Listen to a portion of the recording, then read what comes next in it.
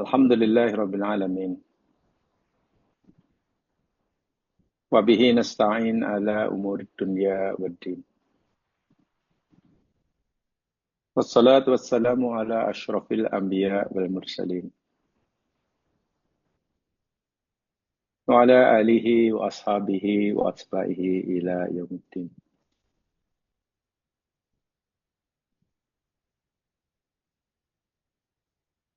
Allahumma salli ala Muhammad wa ala ali Muhammad.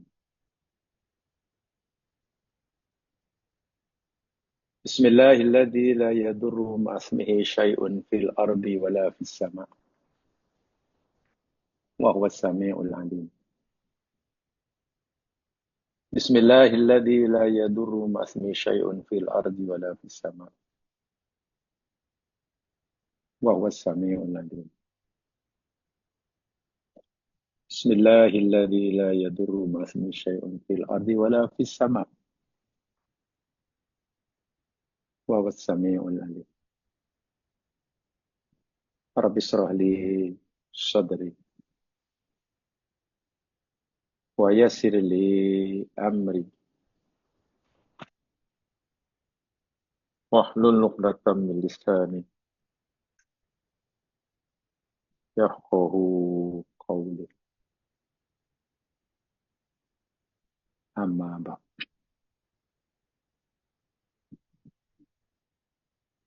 Para pendengar, muslimin muslimat, saudara-saudaraku seiman dan seagama.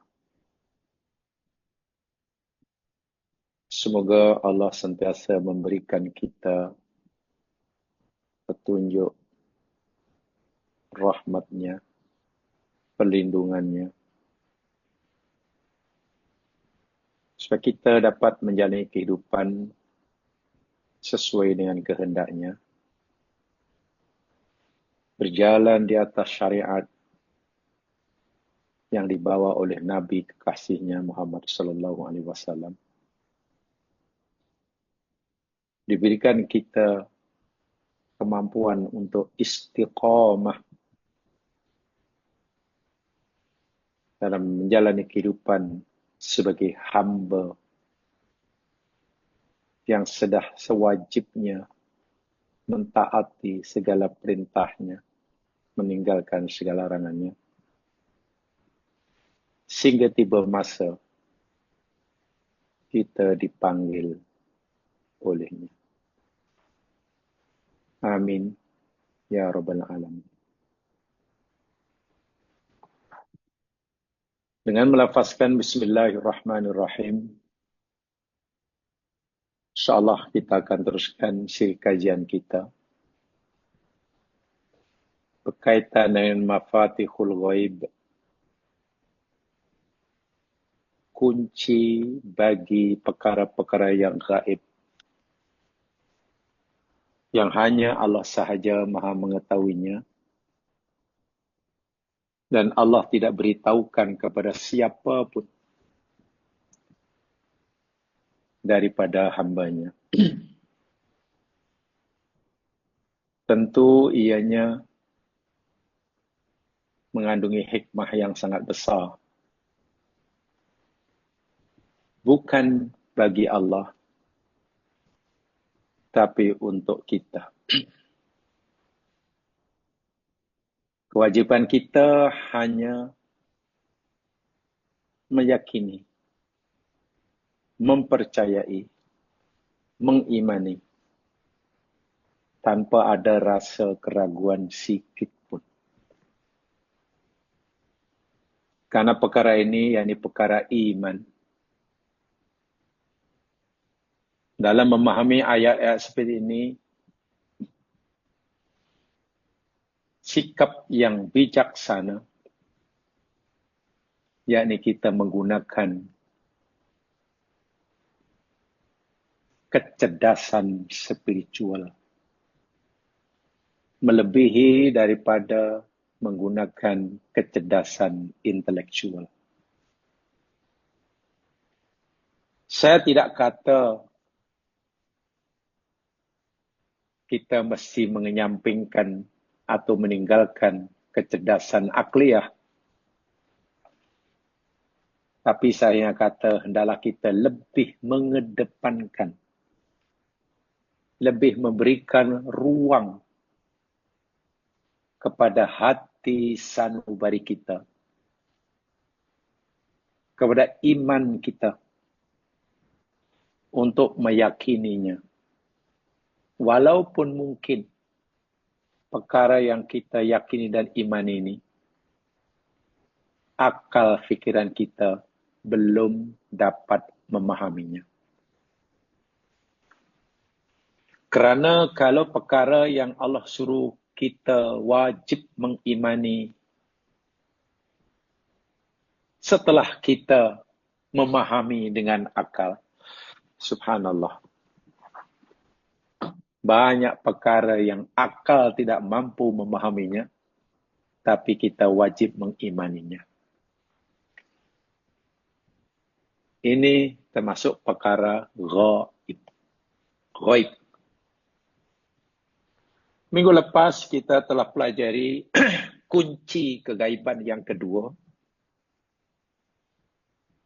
atau perkara gaib yang kedua yang Allah ceritakan dalam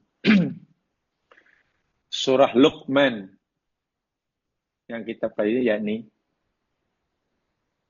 tanzilul ghaib, turunnya hujan.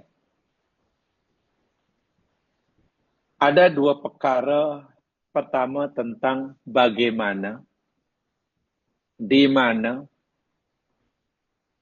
kadarnya, dasar-dasarnya. Tidak ada sesuatu. Atau bagaimana cara menciptakan hujan. Apalagi hujan yang membawa rahmat. Yang tahu hanya Allah sahaja. Itu jelas. Itu makna yang mudah kita fahami dari ayat ini. Yang keduanya,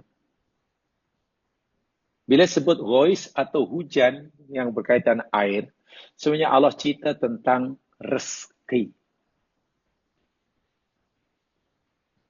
Habuan rezeki yang Allah tetapkan bagi hamba-Nya, itu hanya Allah saja yang tahu.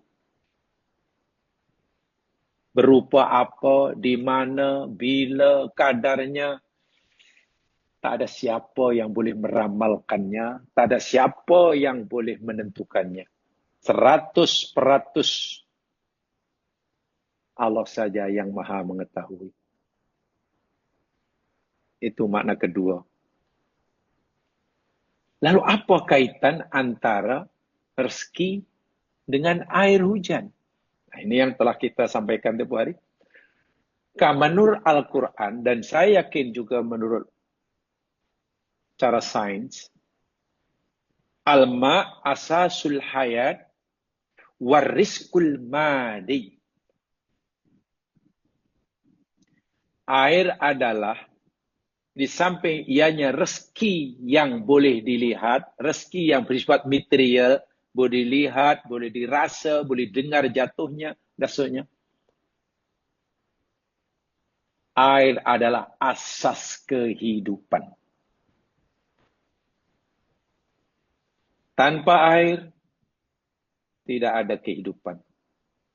Itu yang telah kita bicarakan minggu lepas. Bahkan, para pakar telah meyakini. Saya yakin-yakinnya.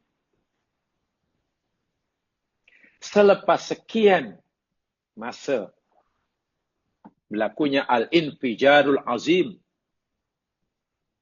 letupan dahsyat, dentuman dahsyat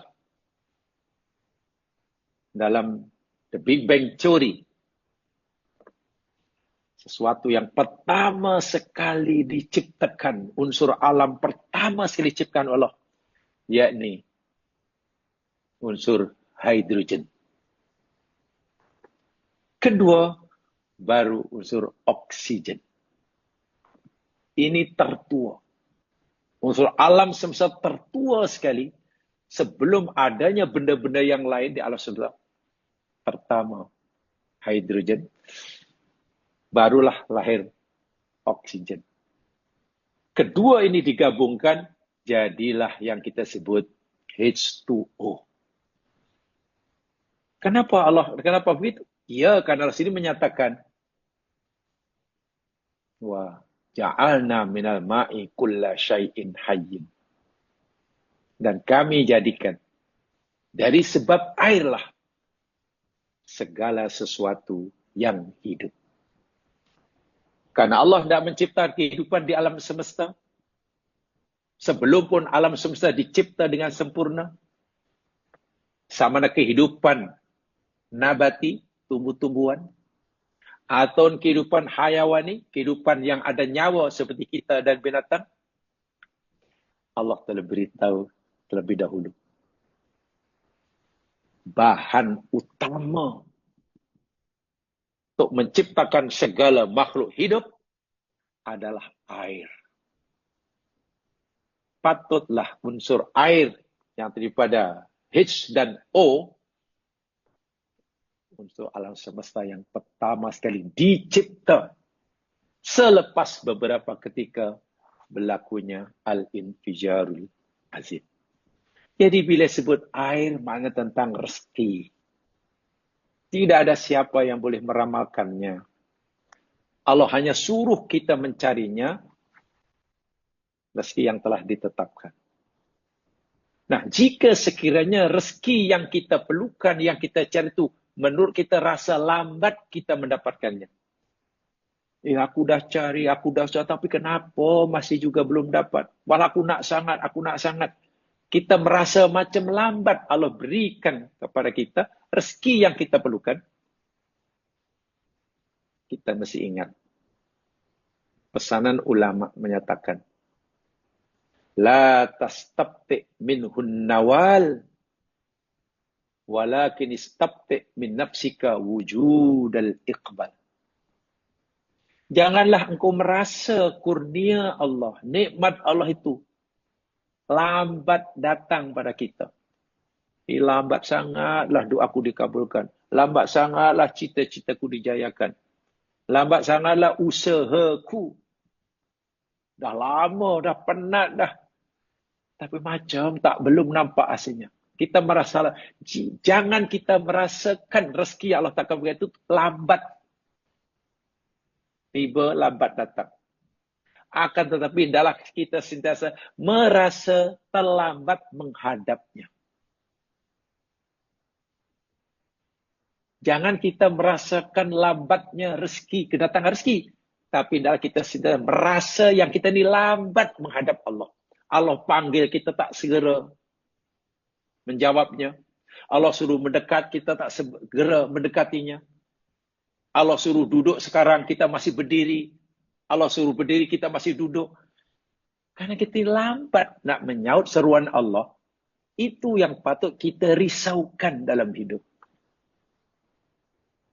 Bukan terlalu merisaukan tak dapat apa yang kita minta. Allahu Akbar.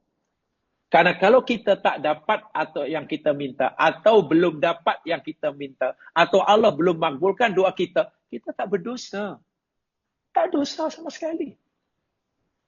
Sebenarnya kalau kita lambat menyaut seruan Allah, lambat suka menangguhkan permintaan Allah, kita berdosa.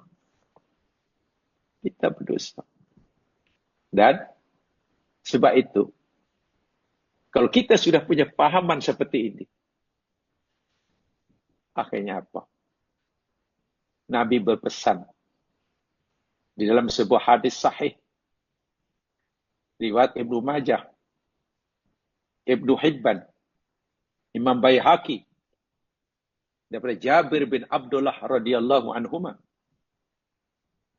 Baginda bersabda, Ayuhan nas ittaqullah.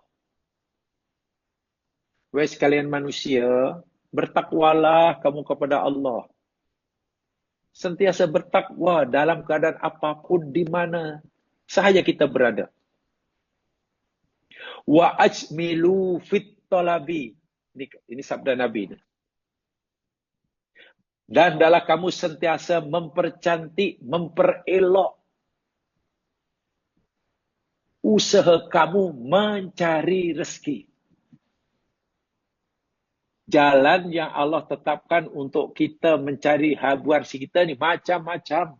Ada yang dengan berkebun, bertani, bercocok tanam, berniaga, melukis, apa sajalah.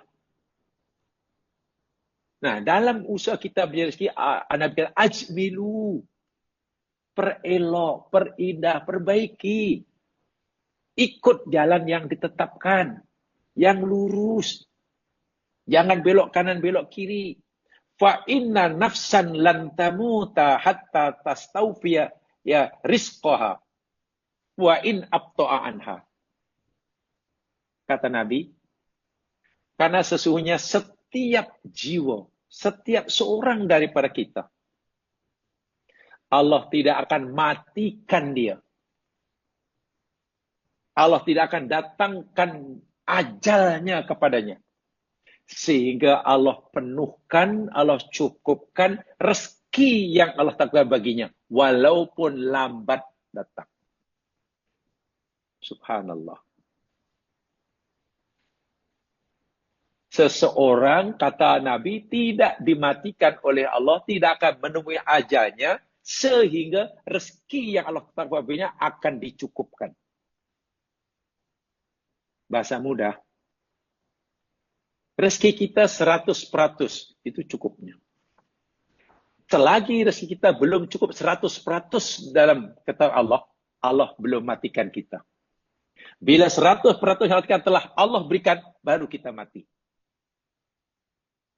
Bermaksudnya, jika hari ini kita belum menemui ajal kita, kita belum mati ngesanya. Maknanya rezeki yang Allah takdirkan buat kita belum cukup. Belum 100%. Fa'in abta'a, walaupun mungkin lambat datang, kita nak sekarang, tak bisa dapat, kita nak berdoa tapi tak dapat. Fattakullah. Nabi ulangi sekali, takwalah kamu pada Allah. Wa'ajmilu fit talab. Perelok, perindahlah oleh kamu dalam mencari. Khudu ma halla wada'u ma harram.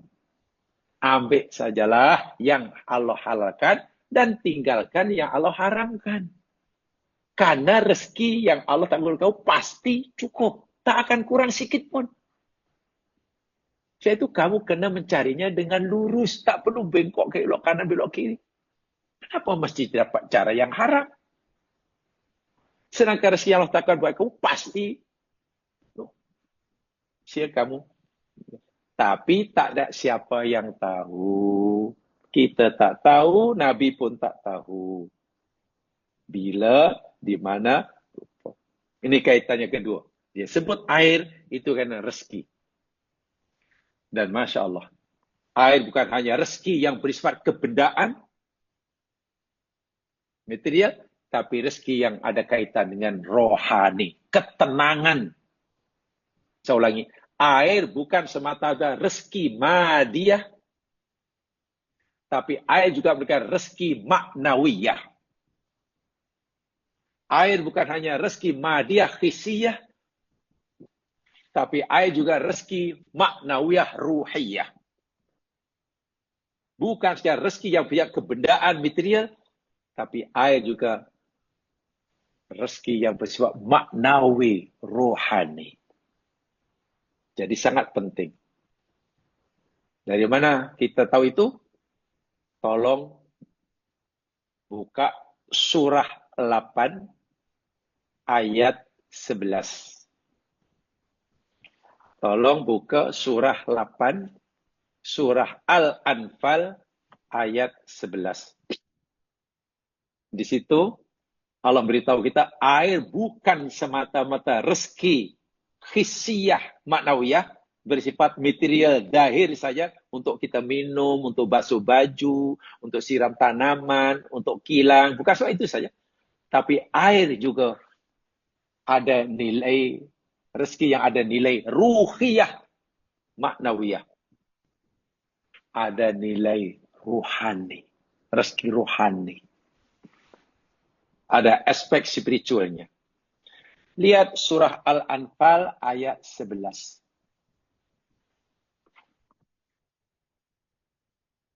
Boleh, Farah bacakan. Farah bacakan, Farah, boleh. Boleh, boleh. Silakan. A'udzubillahiminasyaitonirrajim. Bismillahirrahmanirrahim. إذ يغشيكم النعاس أمنة منه وينزل عليكم من السماء ماء ليطهركم به ويذهب عنكم رجز الشيطان وليربط على قلوبكم ويثبت به الأقدام. Baik. Ayat ini, ya mas sekalian, diturunkan oleh Allah berkaitan dengan peperangan Badar. Sedia maklum, perang Badar peperangan pertama antara tentera muslimin melawan orang kafir. Selepas Nabi hijrah ke Madinah, orang mukmin Makkah hijrah ke Madinah karena dihalau oleh kafir Makkah. Kafir Makkah rasa tak puas hati baru telah berjaya menghalau umat Islam. Pergi perang juga. Karena ini peperangan pertama, jadi Nabi dan sahabatnya belum ada pengalaman perang. Dari segi logistik pun serba kekurangan. Dahlah jumlah Islam belum ramai, sehingga yang keluar pergi perang waktu itu ya hanya 300 lebih. Menghadapi musuh yang jumlahnya 1000 lebih, sedangkan mereka sudah kenyang dengan pengalaman perang dan gaduh. Boleh kan di atas kertas, boleh katakan kalau tengok di atas kertas, ya tak mungkin menang lah, itu bahasa mudahnya. Malam itu, beberapa hari nak peperangan, esok nak perang. Dalam hadis Baihaqi daripada Ali bin Abi Thalib, Ali berkata, "Makana fina farisu yaumi badrin ghairul miqdad."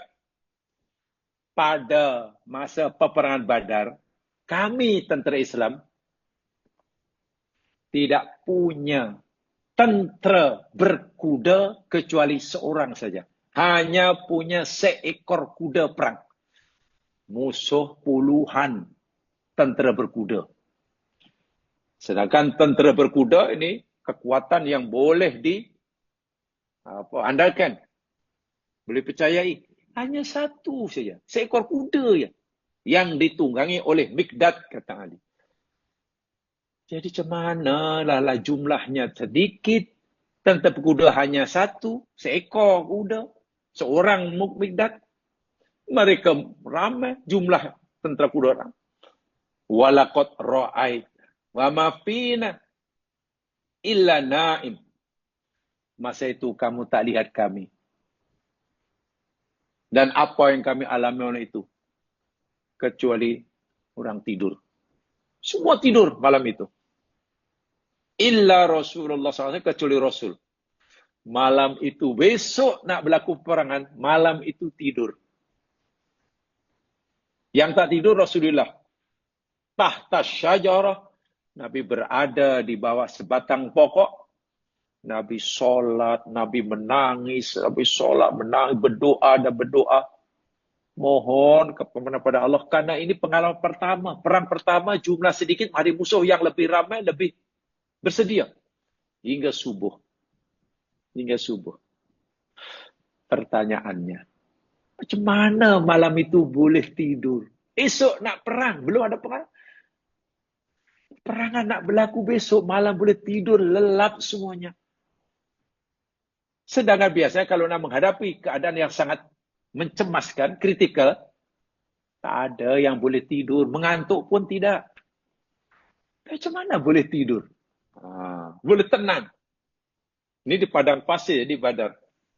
Allah beritahu rahasia dia. Macam mana orang mukmin boleh begitu tenang menghadapi musuh yang jumlahnya lebih besar, dari segi daya lebih kuat, kenyang dengan pengalaman, sedangkan Muslim tak ada pengalaman, dari logistik kalah. Allah nyatakan apa dalam ayat 11 surah 8 ini? It yughashshikumun nu'as. Ingatlah ketika Allah beri nikmat pada kamu, wahai orang mukmin, yakni Allah tutupkan atas kamu an-nu'as. Nu'as itu mengantuk. Malam hari itu aku tutupkan kepada kamu, wahai tentera Islam, semuanya mengantuk. Sehingga kamu tertidur. Mengantuk, kemudian kamu tertidur, itu adalah amanatan minhu. Rasa aman, rasa tentram.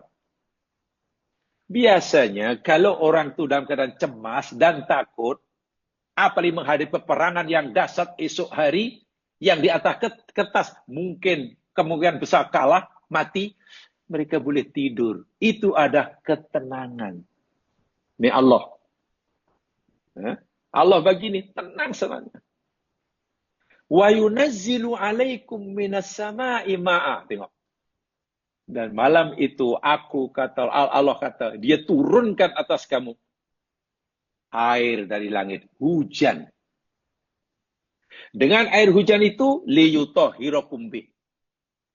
Supaya kamu, karena Allah tidak menyucikan kamu dengan sebab air hujan itu. Ya banyak manfaat.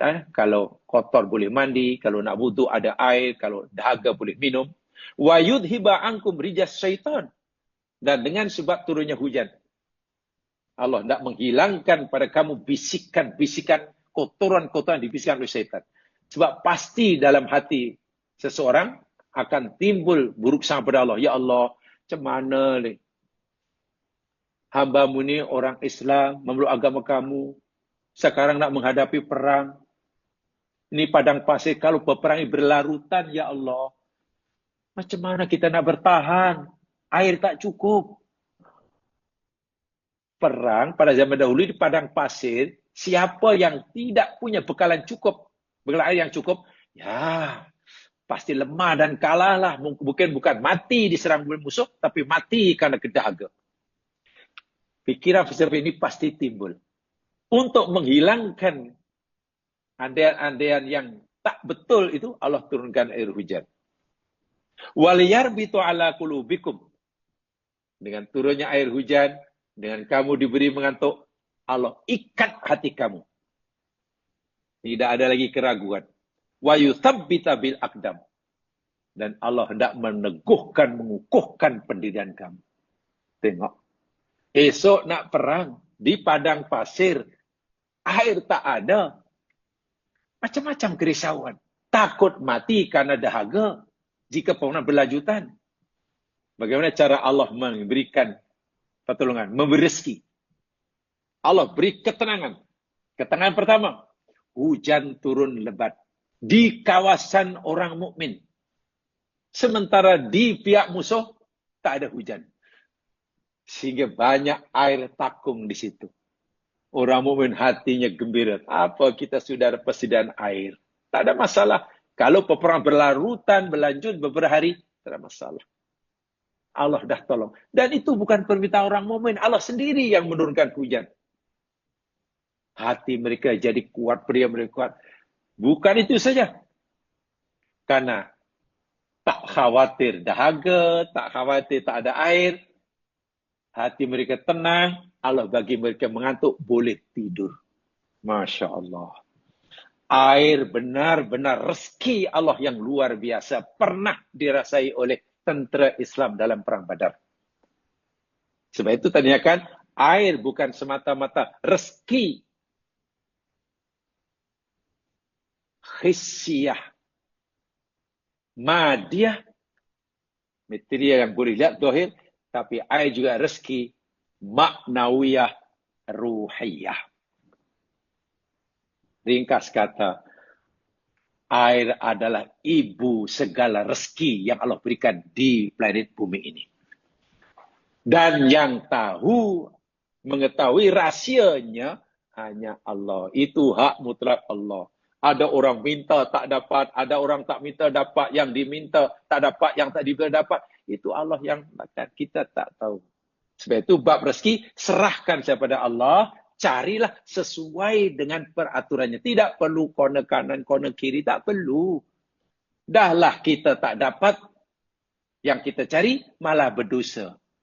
Kalau dapat pun dengan cara yang haram, kita dosa. Walaupun dapat, dan yang kita dapat itu bukan rahmat, tapi istidraj. Wa'iyadzubillah. Orang mencari habuah rezeki yang Allah tetapkan, dengan cara betul, dapat pahala. Walaupun belum dapat. Tapi sudah dapat pahala, sudah dapat restu Allah. Apalagi bila Allah kabulkan. Sebenarnya kalau dia mencarinya dengan cara tak betul, pertama ia sudah berdosa.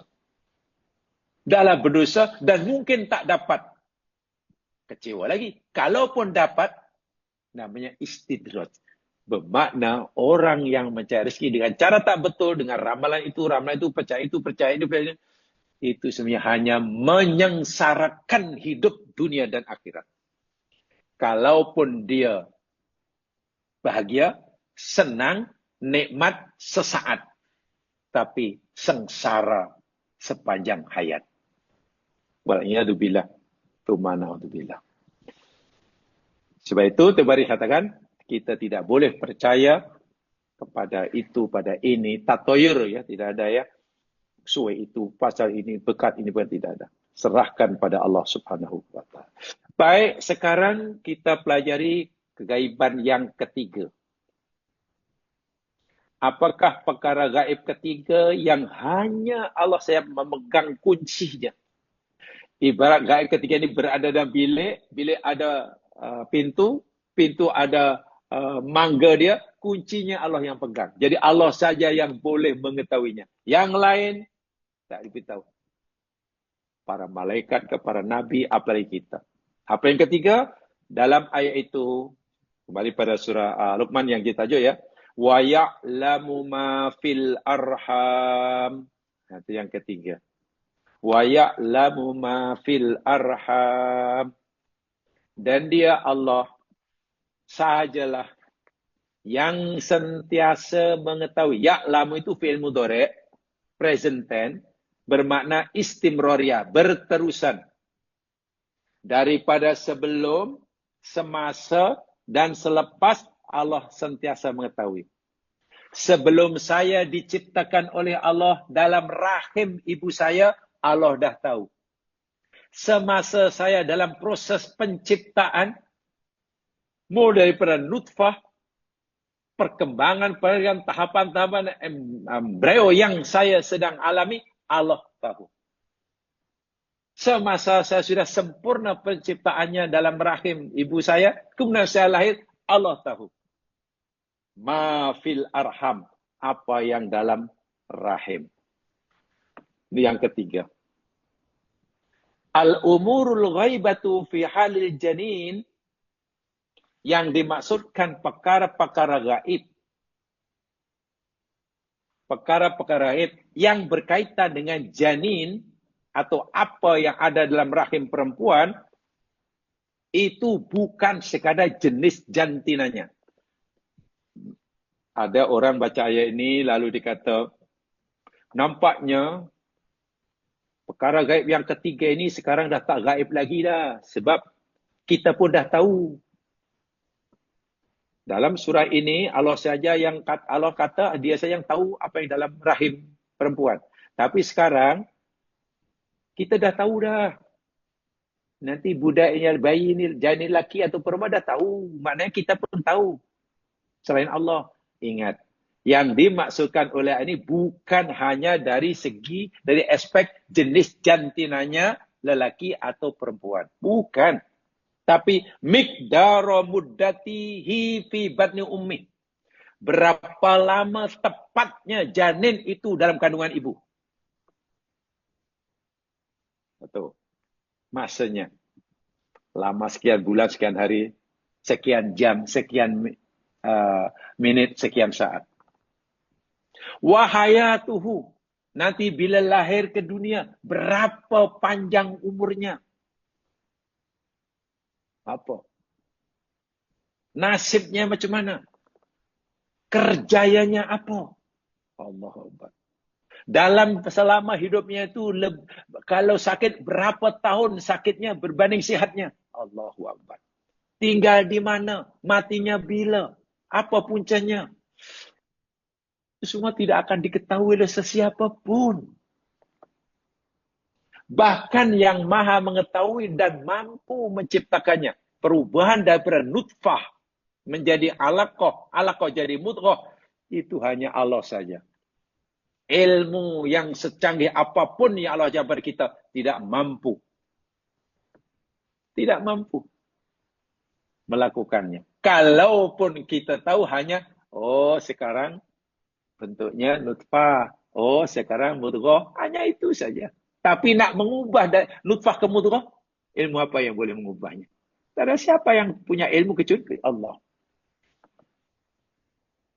Siapa yang punya kepandaian mengubah daripada alaqah menjadi mudghah?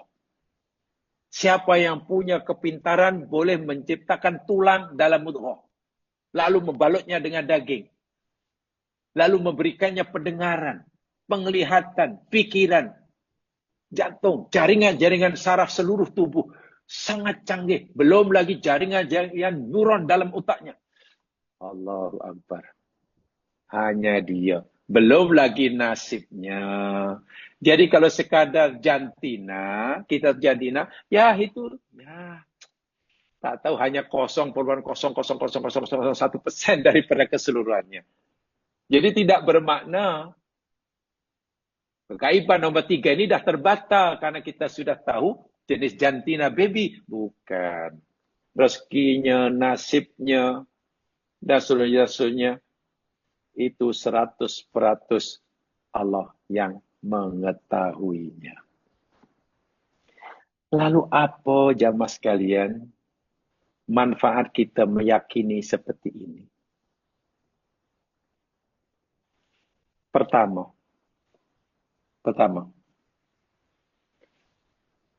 Allah memberitahu kepada kita tentang kaidah ketiga ini. Ia mengetahui apa yang dalam rahim. Pengetahuan Allah terhadap apa yang dalam rahim, janin, ini kaitannya dengan 2 qada. 1 qada mubram, kedua qada muallaq. Qada mubram yakni ketetapan Allah yang pasti berlaku seperti itu. Kita tak campur tangan. Kita tidak campur tangan. Nanti janin itu lelaki atau perempuan, mukanya seperti siapa, berapa helai rambutnya, tangannya berapa, 2 ke 4, kakinya macam mana, saiznya seperti apa, semua nih, jantungnya seperti apa, dan sebagainya. Itu qada mubram. Allah saja yang menetapkan. Kita tidak diberi hak untuk campur tangan dan kita tidak perlu risau. Allah punya kuasa. Kita yakin itu. Karena itu hak Allah secara mutlak, maka kita tak ada hak untuk komplain, untuk tidak puas hati. Itu pertama. Anak 5 orang lelaki. Diharapkan yang ke-6 perempuan. Tiba-tiba lelaki juga. Akhirnya, wih, apa dah 5 orang lelaki ini perempuan lagi. Aku minta lelaki juga. Aku minta perempuan tak minta. Jangan rasa kecil hati, jangan komplain terhadap qada mubram Allah. Ini tidak baik, ini menjelaskan akidah. Itu pertama. Karena kita tak ada hak. Kita tidak dilibatkan, sehingga kita tak ada untuk campur tangan. Nah, ini. Orang kafir jahiliyah dahulu, bila punya anak lelaki, isteri mereka anak lelaki, mereka gembira. Luar biasa. Tapi bila isteri mereka anak perempuan, mereka marah. Bahkan anaknya ditanam hidup-hidup. Wahai yang menentukan jenis jantina itu yang punya hak untuk menentukan. Yang penting hanya Allah. Lalu kenapa kita komplain terhadap apa yang jadi hak Allah? Siapa kita? Itu kesalahan besar. Kita langsung tak ada keterlibatan sehingga tak diberi hak sikit pun untuk campur tangan. Tapi kita merasa ada hak untuk komplain, untuk tak puas hati. Ini yang pertama. Allah dah kata, aku yang tahu itu hak aku. Yang kedua, yakni qada mu'allaq.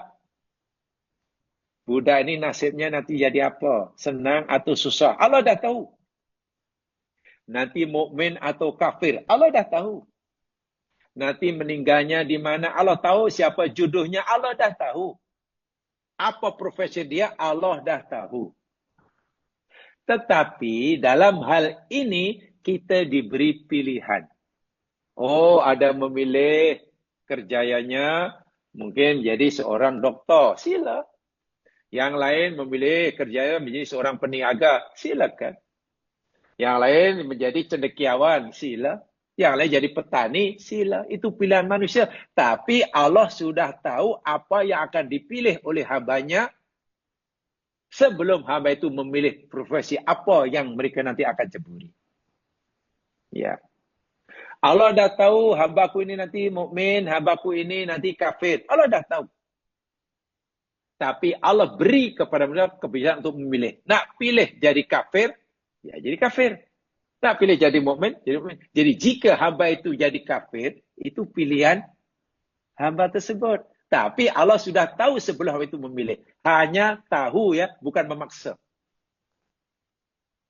Jadi pengetahuan Allah di sini tidak ada unsur memaksa. Hanya tahu. Kita nak pergi, kita nak pergi. Kita nak pilih pasangan kita si fulan ke si fulan. Allah dah tahu. Tapi pilihan di tangan kita.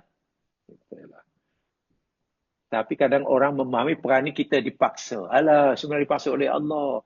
Pasal Allah dah tahulah kita ada pilihan yang lain. Itu salah besar. Yang belajar tentang qada qadar, insyaAllah sudah fahamlah itu. Ya. Al-ilmu itu ta'aluknya dengan inkishaf. Pendedahan. Maknanya dengan ilmunya terbuka seluas-luasnya, terdedah seluas-luasnya apa saja di alam semesta. Tidak ada sesuatu yang tersembunyi dari ilmu Allah. Itu ilmu Allah. Tidak ada unsur ijbar. Tidak ada unsur memaksa. Kita diberi pilihan nak itu, nak ini, silakan. Tapi Allah dah tahu apa yang kita akan pilih dan apa akibatnya. Jadi tak ada unsur memaksa. Ini rahsia Allah. Rahsia. Sebab itu kita tidak bolehlah meramalkan. Seakan-akan tahu nanti akan jadi begini. Jadi tak perlu. Itu bukan bidang kita. Itu bukan ya hak kita. Untuk meramalkan tentang mafil arham. Dan kita tidak perlu berandai-andai. Dan seterusnya dan seterusnya. Baik. Jadi firman Allah Subhanahu wa taala dia mengatakan mafil arham ay laisa maksuran ala ilmi binawil janin. Tidak hanya terhad tentang jenis jantinanya saja. Yang ada dalam perut ibu rahim ibu itu. Wa min haitsu kaunu dzakarna unsa kama yahula. Sebenarnya dipahami oleh setengah orang. Innama huwa ilmun syamil bikulli ma yahussul janin. Sebenarnya ini pengetahuan yang mencakup, menyeluruh, merangkumi semua yang berkaitan dengan janin. Abbara marakhil takhalluqi wa tatwirihi. Yang berkaitan dengan ketika ia masih dalam perkembangan penciptanya di rahim atau sebelum. Jamaah sekalian. Bagi contoh ya. Allah sudah tahu bahwa saya dicipta oleh Allah. Ini sebelum saya wujud nih.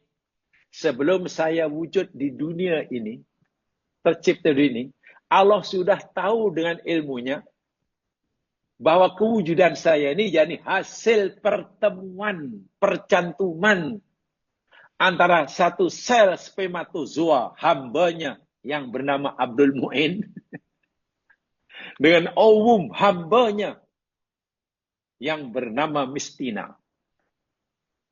Jadi kalaulah hamba Allah yang seorang namanya Abdul Mu'in tidak kawin dengan perempuan namanya Mistina, ya tidak akan lahir saya lah. Allah dah tahu tuh. Itu yang termasuk itu hanya Allah yang tahu. Sehingga bila saya lahir daripada kedua ibu bapa saya, Abdul Mu'in dan Mistina, itu bukan pilihan saya. Itu telah diketahui. Yang ini kodok mubram. Kita tak boleh komplain. Orang tidak salah menjadi anak siapa. Seseorang juga tidak boleh disalahkan karena punya ibu bapa seperti apa, punya siapa. Itu pilihan. Berbangsa apa, orang tuanya siapa, suku apa. Sama sekali ini tidak ada kena-mena dengan kita. Itu 100% kodok mubram. Saya itu membanggakan diri karena darah keturunan atau merasa hina karena darah keturunan. Itu kesalahan yang salah menurut agama Islam. Jangan hina orang lain, jangan rendahkan orang lain karena darah keturunannya, karena orang tuanya. Karena suku dan bangsanya. Itu jelas sekali dalam Al-Quran. Jelas sekali. Dalam surah Al-Hujurat. Tapi inilah yang sering kali. Dan yang masih ada. Yang Nabi kata, itu salah satu warisan adat kebiasaan perangai jahiliyah. Salah satu perangai adat jahiliyah yang setengah umatku, kata Nabi, susah nak meninggalkan. Membanggakan diri karena darah keturunan. Karena bangsa dan sukunya. Wallahu akbar. Walillahil hamd. Itu dilarang oleh agama. Kita akan bertanggung jawab sepenuhnya di hadapan Allah Subhanahu wa taala. Laisa faqat fi arhamil innas. Tidak hanya tadi berkata jantinanya, tapi mencapai kesemuanya. Kesemuanya. Wa in kana tuwasilu ulama yaum ila ma'rifatil jinsil janin wa fi bani ummihi yu'addu taqadduman ilmiyan kabira.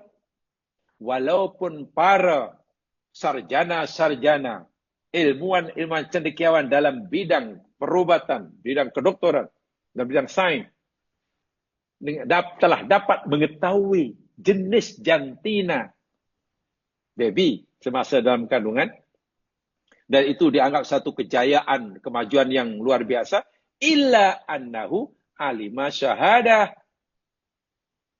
Tapi ilmu itu hanya mengetahui yang zahir. Ilmu secanggih apapun yang Allah berikan pada kita ini hanya mengetahui jenis jantina. Yang kita kata itu benda yang nampak, yang zahir, syahadah, jenis jantina. Laisa ilmu ghaib. Bukan ilmu ghaib. Perkara ghaib berkaitan di janin apa? Nasibnya, umurnya, Allahu Akbar. Dan lain sebagainya nanti. Senang susahnya. Kita tak tahu ilmu. Allah tidak akan berikan kita ilmu yang seperti itu. Fattabibul ladzi yushahidul janin bil asyati abis sunar wa yasuma yashaduhu. Dokter-dokter yang Allah berikan ilmu ini hanya mampu menyaksikan janin dalam yang zahir, yang syahadah. Dengan berbagai peralatan-peralatan, yakni al-asyah as-sunar umpamanya. Ya kita panggil apa dia? USG. Dokter dengan peralatan canggih, USG. Ultrasonografi kan? Ultrasonografi. Atau ekografia. Bahasa latinnya ekografia. Mungkin jamaah panggil USG lah. Ya. Ini ultrasonografi. Dapat melihat organ reproduction. Ya, itu pun menunggulah ketika kehamilan itu sudah masuk ya 15 ke atas lah, 18 bulan ke minggu, 18 minggu barulah dia. Baru 1 minggu hamil, dokter pun tak tahu. Dok, ini janin saya ni laki perempuan. Dokter kata, apa pasal you nak tahu sekarang? Ni baru 1 minggu awak mengandung. Tunggulah nanti kalau sudah 15 ke 18 minggu baru tanya. Itu pun yang tidak hanya yang zahir. Itu pun dengan peralatan. Bukan dengan mata ini. Dengan USG tadi. Ekografia. Ultrasonografi. Orang Arab panggil al-asyi'ah. As-sunat. Jadi tidaklah. Tapi Allah mengetahui segala-galanya. Saya bagi satu contoh di dalam Al-Quran. Bukan hanya jenis jantinanya sebelum ia dicipta, tapi juga nasibnya. Allah mengetahui apa yang dalam rahim, bahkan sebelum janin itu dicipta, bukan sekadar jenis jantinanya, tapi juga nasibnya.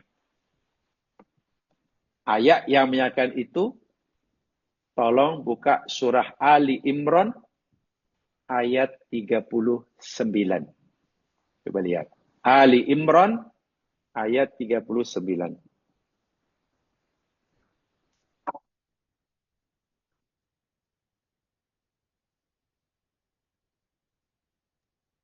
Sekejap, Ustaz. Ali Imran 39.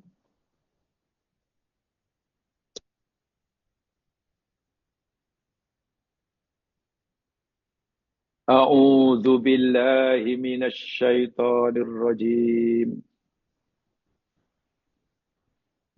Ini kisah Nabi Zakaria. Surah yang keberapa ya?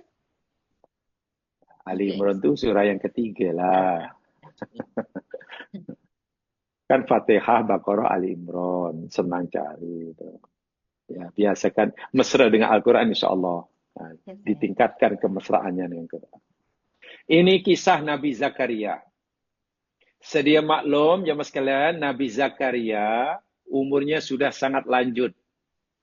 Beliau bahkan berdoa pada Allah dalam doanya, wahai Tuhanku, umurku sudah lanjut. Tulang-tulangku udah reput, ibaratnya. Istriku pula mandul. Aku khawatir bila aku nanti mati, ya Allah, siapa yang akan meneruskan dakwahku? Anak tak ada, adik tak ada, family tak ada. Saya Nabi Zakaria sangat Allah anugerahkan anak. Walaupun sudah lanjut usia, istri pula mandul. Bagi Nabi Zakaria, bukan mustahil bila Allah menghendaki. Apatah lagi selepas Nabi Zakaria melihat di bilik Maryam, banyak makanan, minuman yang rezeki yang diberikan oleh Maryam. Sedangkan Nabi Zakaria tidak menyediakannya. Bukan selama ini Nabi Zakaria yang sediakan makan, minum, keperluan Maryam di biliknya. Tapi tak macam mana ketika Nabi Zakaria belum menyediakan makanan dan keperluan Maryam, sudah ada situ.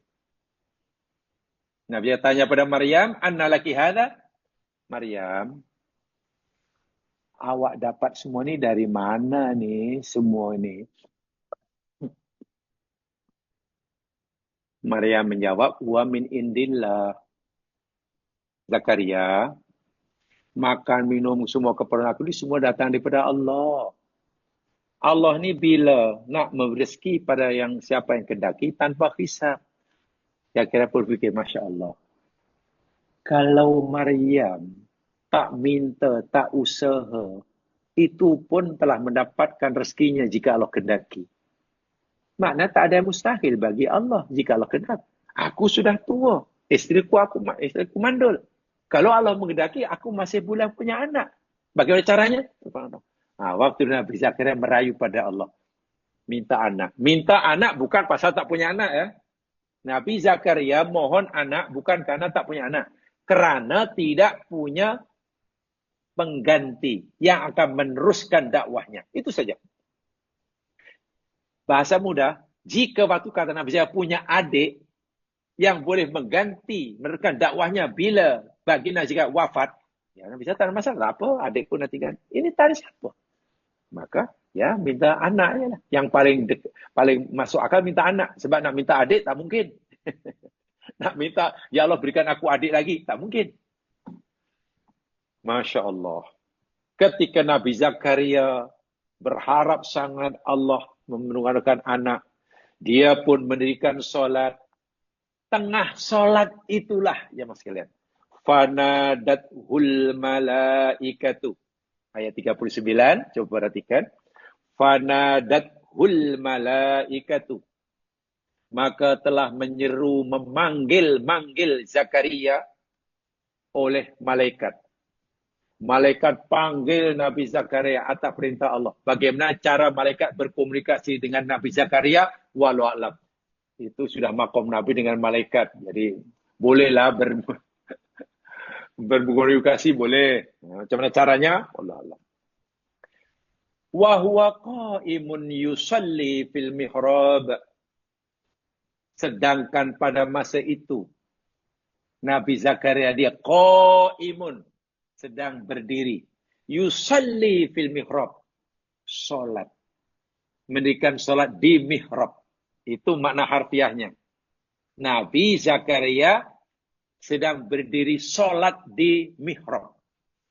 Tempat ibadah. Makna harfiahnya begitu. Ada yang memahami masih Zakaria sedang khusyuk berdoa kepada Allah. Qa'imun yusalli itu mana sedang betul-betul berdoa bersungguh-sungguh. Sebab qaim tidak seperti mana berdiri, tidak semata-mata bermaksud berdiri. Aqimus shalah. Dirikan solat, bukan solat itu dirikan, menunjukkan dengan betul. Walau alam mana makna yang sahih. Yang pasti Nabi sedang berdoa bersungguh-sungguh. Sama berdoanya dengan dalam solat atau solat, walau alam. Allah sampaikan berita gembira pada Nabi Zakaria melalui malaikat. Isi panggilan malaikat atas perintah Allah itu, Annallaha yubashiruka. Hai Zakaria, sesungguhnya Allah memberikan engkau kabar gembira. Allahu Akbar. Bi Yahya, dengan kelahiran Yahya. Nabi Zakaria minta anak. Sedang minta, Allah kabulkan. Anak yang Allah nak berikan pada Zakaria, Allah sebutkan. Jenis jantinanya lelaki, Yahya. Namanya pun Allah bagi. Nama dia Yahya Zakaria. Anak yang aku nak berikan pada kamu, atas permintaan kamu, yang akan menjadi penerus dakwah kamu, itu benih berjantina lelaki. Namanya pun kamu tak pasal susah-susah carilah. Aku sendiri bagi nama. Yahya nama dia. Ya Allah, ya Tuhanku. Istrinya belum pun mengandung. Karena istrinya mandul. Minta maaf ya. Jangan mengandung. Mengidam pun belum. Minta maaf lagi. Jangan mengidam. Nabi yang mencampuri istrinya pun belum. Astagfirullahaladzim. Inilah yang dikatakan aku saya yang tahu apa dalam rahim. Pertembungan, percantuman atau spermatozoa Nabi Zakaria dengan ovum istrinya Elizabeth, istri Nabi Zakaria namanya Elizabeth. Dia saudara perempuan terkandung pada ibu Maryam. Ibu Maryam namanya Hannah. Maryam adalah ibu pada Nabi Isa. Kan? Maryam punya anak namanya Isa. Punya ibu namanya Hannah. Ayahnya namanya Imran. Nah, adik-beradik ibu Maryam, Hannah ini namanya Elizabeth. Dikawin oleh Nabi Zakaria. Jadi Maryam ini anak saudara lah kepada ibu istri Zakaria. Belum pun spermatozoa Nabi Zakaria bercampur dengan ovum Elizabeth. Tapi Allah beritahu, doa kamu aku kabulkan Zakaria. Ya, aku akan bagi kamu anak. Jenis jantinanya lelaki. Namanya pun tak susah-susah kamu cari. Aku bagi nama sini. Yahya nama dia. Masya Allah. Itu jadi jenis jantina ya. Tidak mungkin nak dikesan dengan USG kan. Karena mengandung pun belum. Tapi Allah dah beritahu. Ini ya'lamu ma fil arham. Belum pun dicipta dah tahu. Bagaimana nasibnya? Musaddiqal bi kalimatin minallah. Anakmu yang aku beri nama Yahya nanti, Dia akan membenarkan kalimat-kalimat daripada Allah. Maknanya apa? Aku akan lantik ia menjadi nabi. Betul-betul anakmu Yahya nanti akan menjadi penerus perjuangan dakwahmu. Allahu Akbar. Dia bukan jadi peniaga. Bukan. Dia bukan jadi pekebun. Bukan. Dia bukan menjadi seorang apa namanya. Tak ada. Profession dia jadi utusan aku. Masya Allah. Nabi Zakaria tak tahu. Siapa pun tak. Hanya Allah. Jadi makomnya sangat tinggi, sangat dekat, sangat mulia di sisi aku. Karena dia Nabi dan Rasul pilihanku. Bukan itu saja. Kedudukannya di hadapan, di tengah masyarakatnya sangat mulia. Dia sayyidan. Dia seorang sayyid. Tuan. Maknanya masyarakatnya waktu semua menghormatinya sebagai tuan. Mulia di sisi aku, kata Allah. Mulia di sisi hambaku manusia. Anakmu Yahya yang aku nak berikan pada kamu ini terkenal di kalangan penduduk langit, malaikat. Dia juga terkenal, tersohor di kalangan penduduk bumi. Yahya belum ada. Wahasuran. Nasib berikutnya. Ia orang yang pandai menjaga dirinya.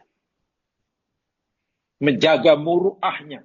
Terpelihara dirinya daripada melakukan perkara-perkara yang menghinakannya. Memalukannya. Hasur. Itu orang yang terpelihara harga dirinya. Akhlaknya, perbuatannya, tutur katanya. Tidak ada yang menyalahi syariat aku, kata Allah. Wa nabiyan. Dan ia juga seorang nabiku. Minas solihin. Termasuk dari hambaku yang soleh. Coba jamaah sekalian. Ayat ini, berita ini, Allah sampaikan ke Nabi Zakaria ketika Zakaria masih berdoa. Doanya bukan sekadar, Allah bukan sekadar memberitahu yang doanya makbul. Bahkan yang diminta itu telah dijelaskan ciri-ciri dia. Ia lelaki, namanya Yahya. Ia sentiasa meyakini membenarkan firmanku. Ia terhormat, sangat dihormati di kalangan masyarakatnya. Ia terpuji akhlaknya. Dia lurus jalan hidupnya. Ia nabiku dan ia orang soleh. Yang tahu hanya Allah. Ya'lamu ma fil arham. Nabi Zakaria pun tidak tahu kalau tidak diberitahu. Jadi maksudnya tunggu sajalah. Tunggu sehari, 2 hari, seminggu, 1 bulan, setahun. Oh betul lah anakku lahir lelaki. Tak perlu susah bagi nama sebab nama sudah ada. Janin belum dicipta, belum lahir, nama sudah ada. Yahya, sudah tak payah cari-cari. Betul lah jadi nabi. Terpuji orangnya, dihormati. Subhanallah. Ini contoh yang nyata dan jelas sekali. Satu di antara yang Allah jelaskan pada kita Al-Quran, bahwa Allah sahaja yang maha mengetahui apa yang dalam rahim itu maksud begitu. Jadi bukan, saya ulangi, bukan sekadar jenis jantinanya. Jenis jantina itu, ya itu yang kita tahu, itu pun kalau jenisan hanya perkara yang zahir, yang syahadah, yang gaib kita tetap tidak mengetahui. Jadi ma fil arham, apa yang. Jadi ta'aluk ilmu Allah kepada ma itu maksudnya bersifat umum. Ma itu kalau dalam bahasa Arab yang sekarang namanya lafzul am. Kalimat atau word perkataan yang bersifat umum. Ma itu apa saja. Bukan hanya terhad tentang jenis jantina. Apa saja. Sebut apa yang berkaitan dengan janin. Allah tahu. Jadi bersifat amun. La yaktasiru ala ilmi kaunihi zakaron au unsa. Tidak terhad, tidak hanya pada jenis jantina saja. Tapi meliputi segala-galanya. Segalanya. Itu ma fil arham. Amun. Yasmul ins. Semuanya lah. Ma pertama. Menjadi umum. Ke semua perkara yang berkaitan dengan janin. Yang kedua. Ma di situ bersifat umum, maknanya apa yang dalam rahim, sama ada rahim manusia, ibu kita, atau ada yang dalam perut binatang, lembu, bunting. Allah tahu apa yang dalam. Bagaimana proses terciptanya anak lembu dalam rahim, Allah tahu. Minta maaf, lembu jantan mana yang menyebabkan lembu betina bunting, Allah tahu. Berapa lama anak lembu itu dalam perut ibunya sehingga ia nanti beranak, Allah tahu. Bukan hanya jenis jantinanya. Nanti nasibnya macam mana, mati karena disembelih, dikurbankan, atau mati karena penyakit, berapa umurnya, Allah tahu. Dalam perut wahsyah binatang buas, rimau ke apa ya, mafil bahri, bahkan apa yang dalam perut ikan. Jadi arham di sini jamak daripada rohmun. Rohmun itu rahim. Satu. Jamaknya arham. Mana banyak rahim. Ya, banyak rahim ni ya nak rahim manusia, rahim hayawan, hewan darat, hewan laut, hewan udara, hewan jinak, hewan liar. Allah tahu. Hewan burung, rahim burung. Bahkan ulama memahami termasuk apa yang dalam rahim jin. Karena jin ini beranak pinak. Jin pun berpinak beranak, ada duriatnya. Oh, jin tu sedang mengandung. Babynya cuma Allah tahu. Ingat ya, arham tu jamak, bentuk plural. Sehingga pengetahuan Allah bersifat syamilah. Menyeluruh, mencakupi semua rahim makhluknya, makhluk hidupnya tentunya. Manusia, jin, binatang buas, binatang laut, darat, udara.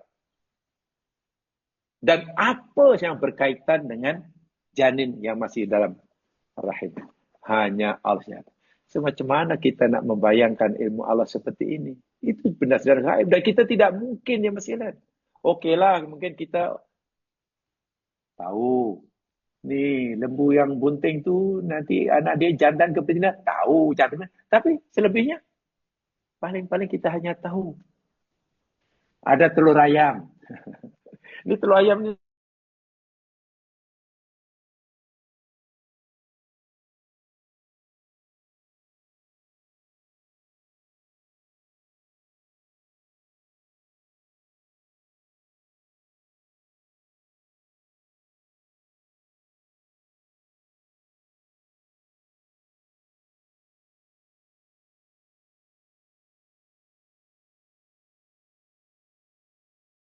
hanya keyakinan saja.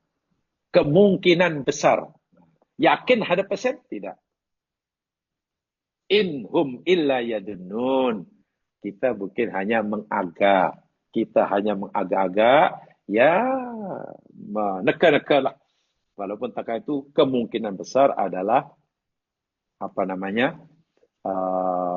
Betul. Betul. Sebab itulah jamaah sekalian, untuk menjelaskan ya ayat ini, tadi saya katakan, ma bersifat umum, apa saja yang berkaitan dengan janin. Apa saja, bukan terhad pada jenis jantinanya saja. Arham itu bentuk plural, jamak, maknanya bukan rahim manusia, tapi rahim semua makhluk hidup. Okey. Tentang rahim manusia, dijelaskan oleh Nabi, apa yang ketahui, dalam hadis Nabi, saya ingin bacakan hadis riwayat Imam Muslim dari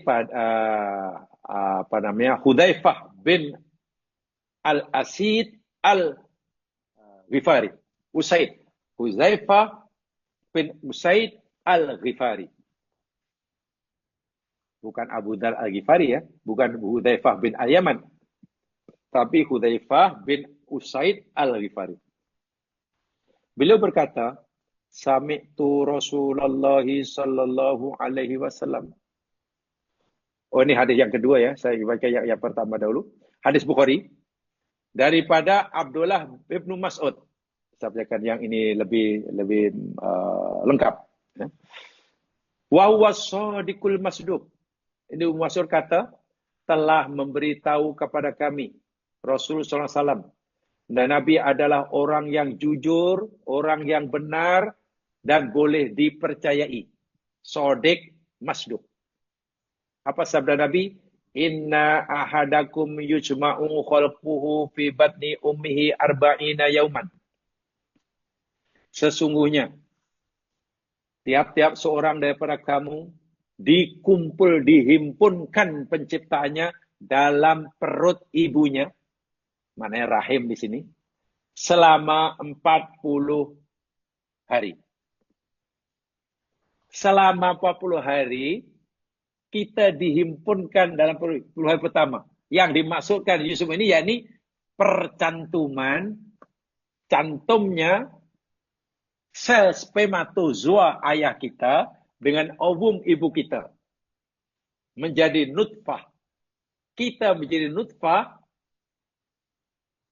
itu selama 40 hari pertama mengandung nutfah. Nabi beritahu. Tsumma yakunu 'alaqatan misla dzalik. Kemudian nutfah selepas 40 hari jadi nutfah bertukar menjadi 'alaqah selama 40 hari juga. Nutfah tadi menempel bergayut melekat di dinding rahim. Melekatnya nutfah di dinding rahim, istilah agamanya 'alaqah. 'Alaqah itu bergayut, melekat. Terjemahan bebas, segumpal darah. Melekat. Dan itulah akhirnya kita bercantum dengan ibu kita, melalui tali usus kita, bagi mendapatkan nutrisi dari ibu kita. Fisika kita perlu berkembang, tumbuh, membesar. Perlu zat makanan. Sedangkan kita belum boleh makan. Maka kita hanya mengharapkan zat makan daripada makanan yang ibu kita makan. Disalurkan oleh Allah. Subhanallah.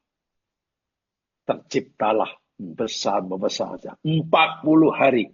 Yang kedua. Menjadi alaqah. Tsumma yakunu mudghah mithla dzalik. Selepas 40 hari yang kedua, masuk 40 hari ketiga, kita berubah menjadi mudghah.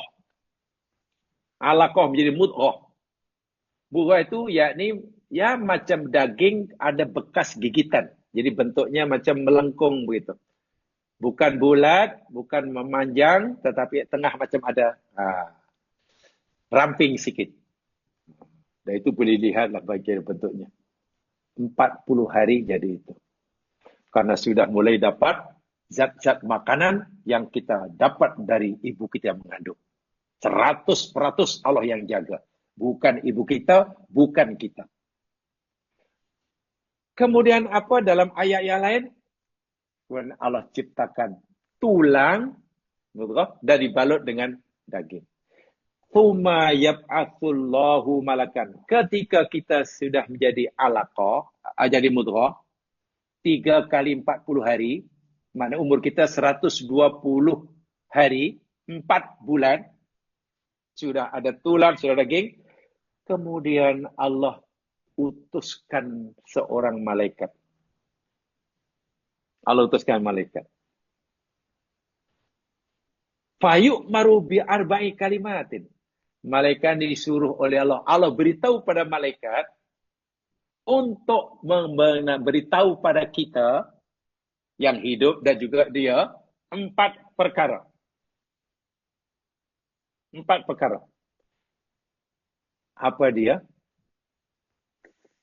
Yuqalu uktub amalahu. Malaikat, tolong beritahu kepada dia, aku sudah tetapkan, aku sudah ketahui apa amalnya nanti. Dia beramal baik atau beramal tak baik, apa profession dia, aku dah tetapkan. Aku dah ketahui maksudnya di sini. Kata bahasa ini mana? Qada Allah yang berkaitan dengan ilmunya. Wariskuhu, dan aku juga sudah tetapkan dan ketahui rezekinya. Sebanyak mana, di mana dapat, bagaimana dapat. Wa ajaluhu, aku sudah juga tetapkan, ketahui ajalnya bila. Nanti lahir meninggal ke, atau ketika 15 tahun ke, ketika 30 tahun ke, 50 ke, 70, lanjut usia. Aku dah tahu dah. Yang ketiga. Yang keempat, malaikat, aku beritahu kepada kamu, dan tolong beritahu kepada semua hambaku, saqiyun aw sa'id. Orang ini nanti orang yang saqi. Saqi minta maaf terjemahnya celaka. Atau sa'id, orang yang bahagia.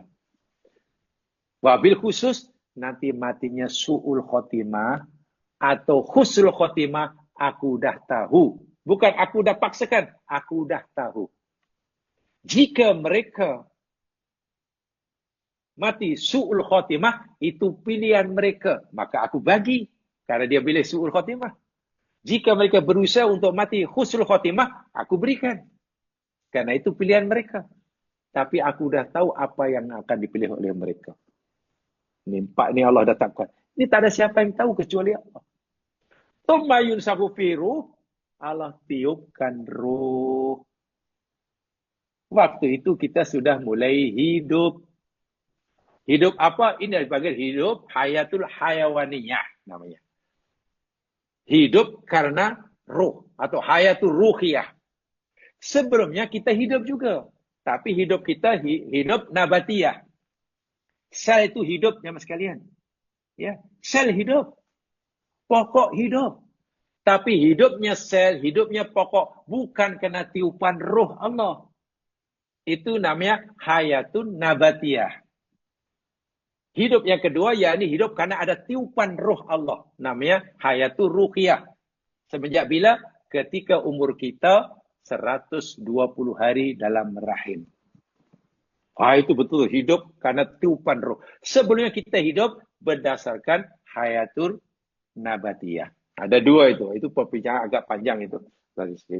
So, macam mana kita tiupkan roh? Ni, 4 bulan. Mana sebelumnya kita mati. Tapi kalau mati, tak juga. Sebab itu semua hidup. Sel hidup berubah-ubah. Nah, hidupnya sel bukan karena ada roh. Saya ulangi. Hidupnya sel itu bukan karena roh. Macam hidupnya tumbuh-tumbuhan itulah. Ya. Karena hidup tumbuhan itu dipanggil hidup nabatiyah, kata para intelektual. Fa innar rajula minkum la ya'malu hatta ma yakunu bainahu wa bainal jannati illa dira'. Nabi bersabda. Dan sesungguhnya adalah seseorang daripada kamu, sungguh ia beramal. Beramal. Sehingga antara dia dengan surga tidak ada jarak kecuali 1 dira'. Dia amal. Sehingga antara dia dengan surga tinggal 1 dira'. Mana belum masuk surga tinggal 1 dira'. Tah macam mana jarak antara dia dengan dira' itu? Fayasbiku alai kitabuhu fayamalu bi'amali ahlin nar. Aku dah tahu semenjak zaman azali, hambaku ini memilih jalan ke neraka. Memilih su'ul khotimah. Sebelum meninggal, jaraknya yang 1 dira', tiba-tiba dia, pusing 7 keliling. Buat pusingan U-turn. Jadi murtad. Dan dia mati ketika ia masih murtad. Maka masuk neraka. Karena dia memilih murtad. Walaupun sebenarnya jarak antara dia dan surga, ya tinggal 1 dira'. Tinggal 1 kaki lah ibaratnya. Kalaulah dia istiqomah, dia masuk surga. Tapi dia sendiri.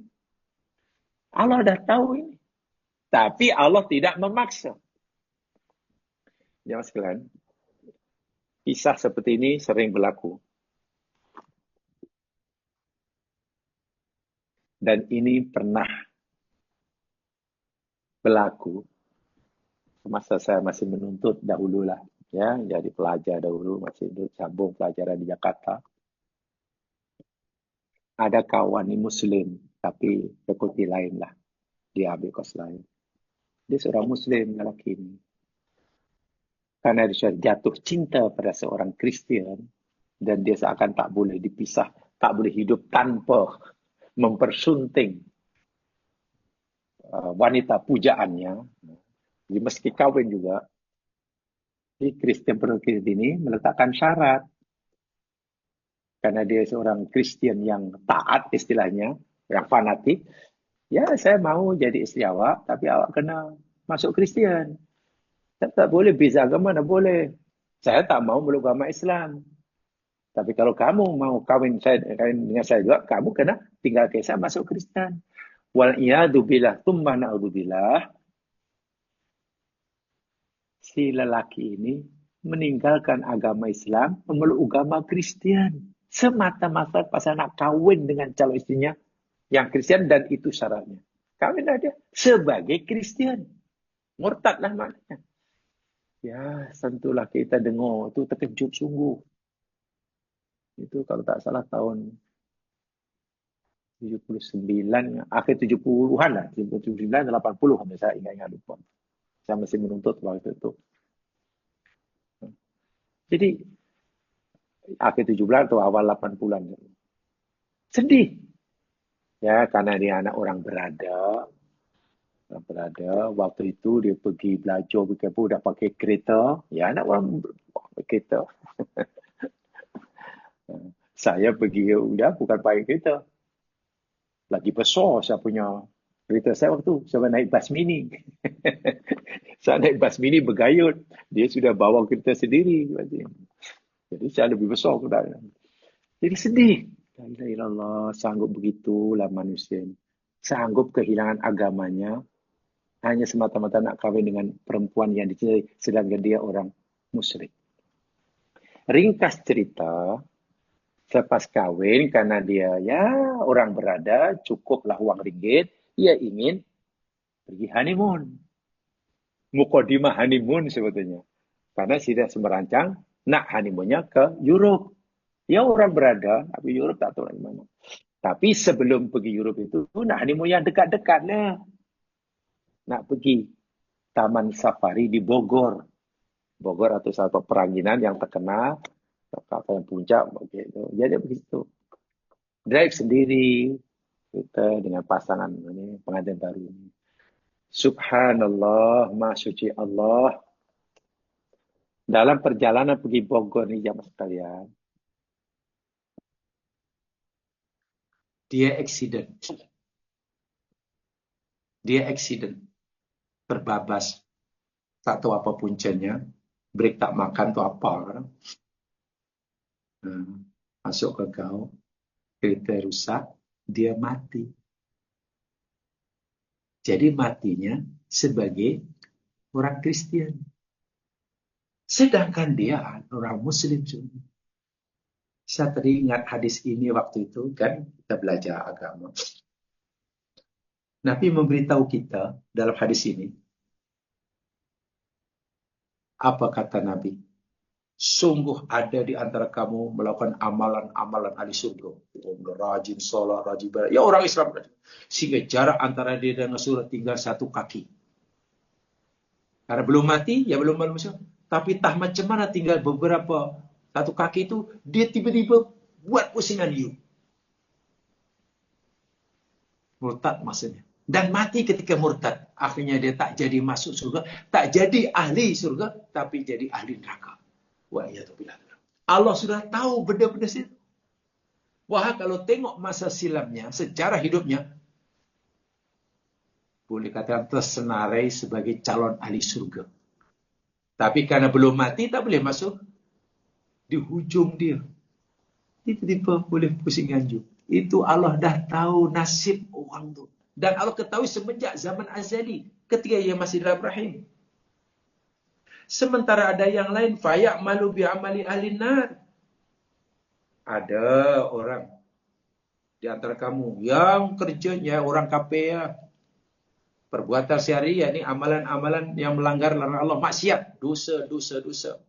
Semua perbuatannya boleh mencampakkan dalam neraka.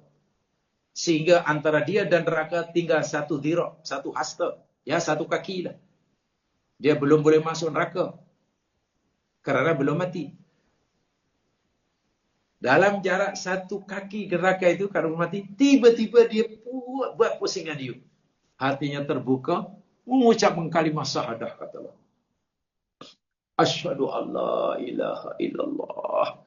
Wa asyhadu anna Muhammadar Rasulullah. Aku bersaksi bahasanya tiada Tuhan yang berhak disembah melainkan Allah. Dan aku bersaksi bahawa Muhammad itu utusan Allah. Yakin saja menafikan semua keyakinan syirik sebelumnya. Hatinya sudah mantap diikat dengan tauhid. Mukmin dia, Muslim dia. Walaupun mungkin belum melakukan perintah-perintah agama yang lain. Balik daripada majlis Islamannya, solat jika di masjid barangkali, di surau. Karena bila Muslim wajib solat, ya ikutlah orang lain solat. Katakanlah masa solat itu, katakanlah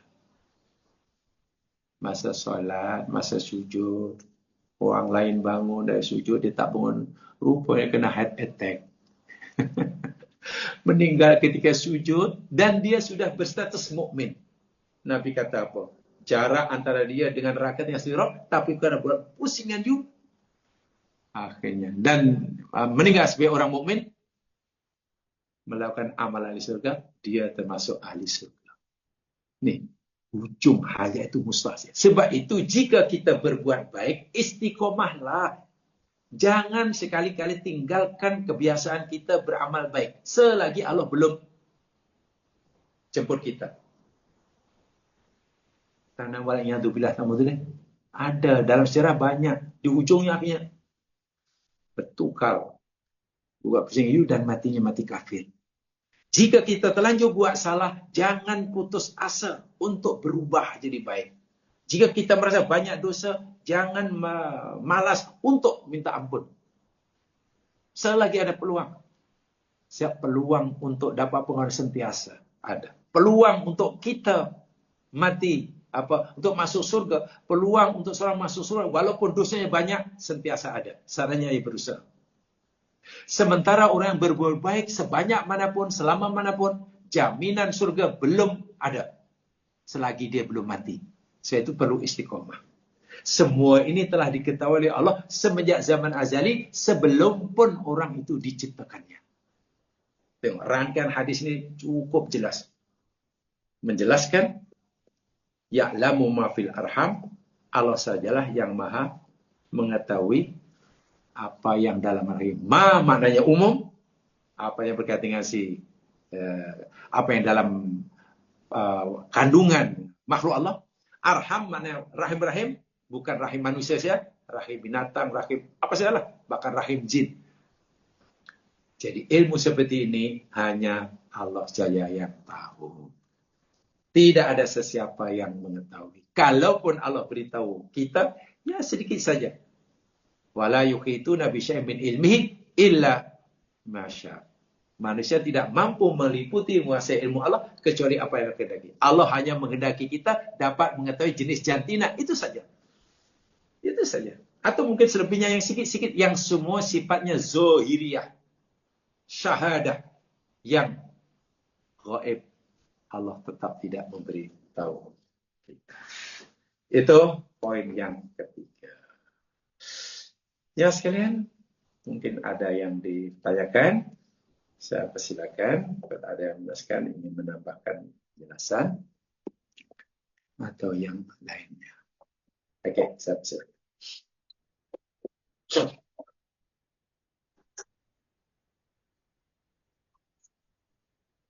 Assalamualaikum Ustaz. Assalamualaikum warahmatullahi wabarakatuh. Adakah usaha dengan ilmu terkini boleh mengubah qada mubram walaupun hak mutlak Allah memilih dan mencipta, seperti menukar jantina dari asal kejadian dengan operasi alat kelamin, plastik surgery membentuk badan seperti wanita dan sebaliknya, seolah qada mubram boleh menjadi qada mu'allaq. Mohon pencerahan Ustaz. Pertama sekali, mengubah ciptaan Allah hukumnya haram dan dilarang oleh agama, termasuk dosa besar. Seperti mengubah jantina. Jangankan mengubah jantina, berpenampilan menyerupai lawan jenis itu pun diharamkan oleh agama. Itu satu. Jadi perbuatan itu haram dicegah oleh agama. Jangankan mengubah jantina, berpenampilan, bergaya macam lawan jenis. Lelaki bergaya macam perempuan, berlawan macam itu pun dipanggil apa namanya muhannis atau mutarajjil, itu hukumnya haram. Nabi gunakan kalimah la'ana. La'ana itu maknanya melaknat. Jadi Allah melaknat. Maknanya Allah jauhkan dia daripada rahmatnya. Itu baru berpenampilan macam lawan jenis. Apalagi mengubahnya. Wah, itu dilarang sangat. Itu pertama. Jadi kalau itu sudah jarang, mana orang Islam tidak mungkin melakukan seperti itu. Pertanyaannya, bagaimana mungkin Allah akan mengabulkan, menjayakan usaha seorang untuk mengubah qadha mubramnya, sedangkan perbuatan itu dilarang oleh Allah. Di sini. Jadi qadha mubram tidak boleh diubah sama sekali tidak boleh. Saya pikir mungkin contoh yang mungkin lebih mudah dan apa namanya, ada kemungkinan diharuskan walaupun ada kemungkinan dilarang, yakni mengubah jenis jantina zuriat. Orang umpamanya punya anak berapa orang? 5 orang. Semua apa? Semua lelaki. Dia ingin anak yang ke-6 perempuan umpamanya. Perempuan. Lalu menurut qadha mubram, jenis jantina itu ditentukan oleh kromosom lelaki, kan? Di mana kromosom lelaki kan XY, perempuan yakni XX. Qadha mubramnya apa? Bila percantuman kromosom X lelaki cantum dengan si perempuan, ya pastilah anak itu perempuan. Itu qadha mubram, tak boleh tukar. Kalaulah Y lelaki campur dengan X perempuan, pasti lelaki. Itu qadha mubram. Campuran itu tak boleh diubah. Mana kita, kalau yang dicantumkan itu Y dan X, lalu kita inginkan perempuan, tak mungkin. Yang dicantumkan itu yakni XX. Kita inginkan lagi, tidak mungkin. Itu mubram. Hanya di mana mu'alaknya. Nah, ada orang begini mu'alaknya. Bolehkah agaknya dengan ilmu yang Allah berikan, kalaupun ada, kita mengubah, pastikan sel sperm lelaki yang hendak dicantumkan dengan ovum perempuan, dipastikan yang berkromosom Y atau X umpamanya, agar bercampur dengan X yang perempuan. Karena si pasangan ini nakkan anak perempuan. Mungkin atau mungkin. Genetic engineering inilah maksudnya. Ya, ada mengatakan kalau mungkin pun, mungkin. Jadi dengan kecanggihan ilmu, mungkin doktor yang pandai, saintis yang hebat boleh memastikan sel sperma lelaki kromosomnya diambil yang X saja untuk dicampurkan dengan X istrinya agar dia punya zuriat perempuan. Katalah dari segi kemungkinan mungkin, dari segi ilmu bukan mustahil. Pertanyaan yang kedua yakni, adakah dari segi hukum boleh atau tidak seperti itu? Di sini menjadi perbincangan. Kalau pertanyaan boleh atau tidak, ulama berbeza pendapat. Kan? Mereka lebih banyak cenderung tidak mengharuskannya, walaupun ada yang mengharuskannya. Tapi kalau segi mungkin tak mungkin, kemungkinan itu ada. Jadi ada yang kita tanyakan yang mana? Kalau mungkin atau mungkin, kemungkinan ada. Mana ada ilmu yang boleh mencantumkan, memastikan kromosom laki dan perempuan dipilih yang mana yang kena dia, XY ke atau XX ke. Tapi kalau dari segi boleh atau tak boleh, itu pada agama. Kebanyakan ulama yakni tidak mengharuskan. Adapun ubah jantina, saya tegaskan, jangankan ubah jantina, berpenampilan menyerupai lawan jenis pun haram. Bahkan Nabi gunakan kalimat la'ana. Allah laknat. Laknat itu mana hukumnya dosa besar tu. Jauh dari rahmat. Jauh daripada rahmat. Jadi yang pertama itu ya tidak timbul sama sekali. Jadi bagaimana mungkin itu boleh mengubah sedangkan melakukannya pun sudah dilaknat oleh Allah. Begitu. Terima kasih Ustaz.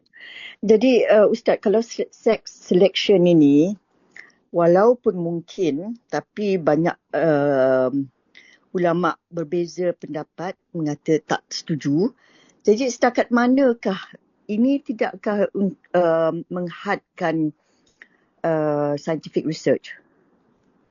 Pengetahuan memajulah, progres. Memanglah ada banyak yang kita boleh progres dalam itu, tak payah mencampurkan dengan perkara-perkara seperti gini, tapi selalunya dekat barat banyak juga research yang menentukan seperti begini, Ustaz. Jadi what is the panduan untuk menghadkan progres untuk research, Ustaz? Baik, yang pertama sekali yang kita kena fahami, untuk kita fahami yang pertama sekali ya sekalian, ada orang kata agama tanpa sains itu menjadi lumpuh, tidak kuat. Sementara sains tanpa agama itu akan buta. Artinya antara kedua-duanya ini sebenarnya saling melengkapi. Kita beragama, kita disuruh oleh Allah juga untuk menguasai ilmu alam yang Allah ciptakan. Karena dengan pengetahuan alam semesta, sains istilahnya, nanti agama kita jadi kuat. Keyakinan kita menjadi kuat. Tapi sains semata-mata sains tanpa dasar agama, tanpa aspek spiritual akan menjadi buta. Lebih banyak menimbulkan kerusakan.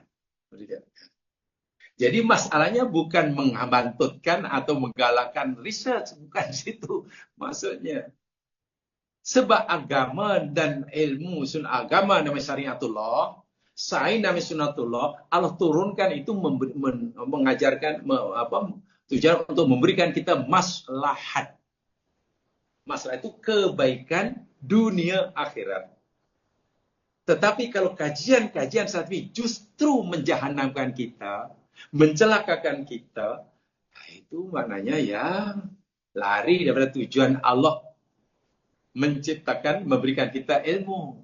Sebab itu setinggi manapun kajian, setinggi manapun riset, tidak boleh mengabaikan aspek agama. Tidak boleh mengabaikan aspek spiritualnya. Jadi sarjana-sarjana Islam walaupun sangat digalakkan untuk meningkatkan semangat risetnya, tapi adalah ia berdasarkan, berbasickan spiritual, keyakinan pada Allah. Karena di sana ada pertanggungjawaban. Agak-agak yang aku lakukan ini nanti menyebabkan aku dapat pahala atau dapat siksa. Kalau orang tidak berfikir itu, ya akhirnya yang penting dapat. Itu tak boleh. Sebab itu Barat tak boleh jadikan panduan. Walaupun mereka itu mungkin maju dalam bidang research kajian. Tapi kadang dia punya basicnya, asasnya yang mendasari, yakni banyak dasar teologi dia, tidak ada. Sedangkan Quran mengatakan, Iqra bismi rabbikal ladzi khalaq. Perintah Iqra, mengkaji, meneliti, buat kajian, itu adalah memajukan, ada kita rajin buat kajian, R&D lah. Tapi Allah ingatkan, bismi rabbika. Kajian kamu itu mesti bismi rabbika, dengan nama Tuhan, mengagungkan Tuhan kamu. Supaya dengan kajian kamu itu, kamu akan lebih kenal pada aku yang mencipta. Jadi dua ini betul-betul kalau dipadukan, kita jadi orang percaya dunia, akhirat. Dunia bahagia, akhirat dapat pahala. Tapi kalau dilucutkan aspek agamanya, ditanggalkan aspek spiritualnya, wa'iyadzubillah, kita bukan malah makin dekat dengan Allah, walaupun bertambah ilmu yang Allah berikan, tapi malah makin jauh, dan itu yang dialami oleh saintis-saintis barat. Tentu kita tidak boleh jadikan mereka itu sebagai contoh. Ustaz, tapi kalau katakan kita tak ada fatwa berkenaan dengan ilmu-ilmu baru seperti AI. Jadi kita rasa pada masa ini AI ni hebat, boleh meningkatkan value, tapi kita tak tahu akibat seterusnya in the future. Jadi mungkin itu menjadi satu musibah besar bagi kita. Jadi orang-orang ulama ke belum lagi memberi fatwa berkenaan dengan perkara-perkara ini because they may not see akibatnya in the future. Jadi macam mana tu Ustaz? Biasanya penemuan-penemuan baru, orang-orang Islam biasanya selalunya, ia akan memberikan pendapat ketika sudah berlaku penyelewengan atau madarat yang ditimbulkannya. Dia tidak akan memberikan komentar terhadap kebenaran selagi ia belum menimbulkan madarat atau selagi ia masih memberikan manfaat. Biasanya begitu. Jadi dia biasanya tidak kurang berspekulasi lah gitu. Fatwa ini biasanya kurang berspekulasi. Ya contohlah selama ini nampaknya dengan AI masih lebih banyak memberikan manfaat dan nampaknya belum ada yang melanggar agama. Itu biasanya hukum belum dikeluarkan biasanya. Biasanya lah. Walaupun tentu orang awam berharap sangat ada panduan-panduan. Bak kata Umar ada satu kisah ya. Ada orang tanya. Dululah ini ada kisah. Ada orang tanya pada guru. Guru sana tanya, nanti bagaimana cara kita sembahyang bila kita sampai di bulan katanya. Sebulan. Itu macam mana kiblatnya? Ustaz ni bijak. Dijawabnya apa? Adakah hari ini sudah ada orang Islam sampai ke bulan? Ya belum ada. Enggak, maksudnya tanya macam mana kalau sudah sampai. Tanyakan saja nanti bila sudah sampai. Itu maknanya pelajarilah kita ilmu yang kita gunakan untuk hari ini. Sedangkan bila masanya ada orang Islam sampai ke bulan kan masih lama. Jadi pada kita memikirkan sesuatu yang bila, elok yang sekarang diselesaikan dahulu. Jadi kata, tanyakan nanti bila sudah ada. Itu maksudnya. Biasanya begitu ulama-ulama dalam berfikirnya.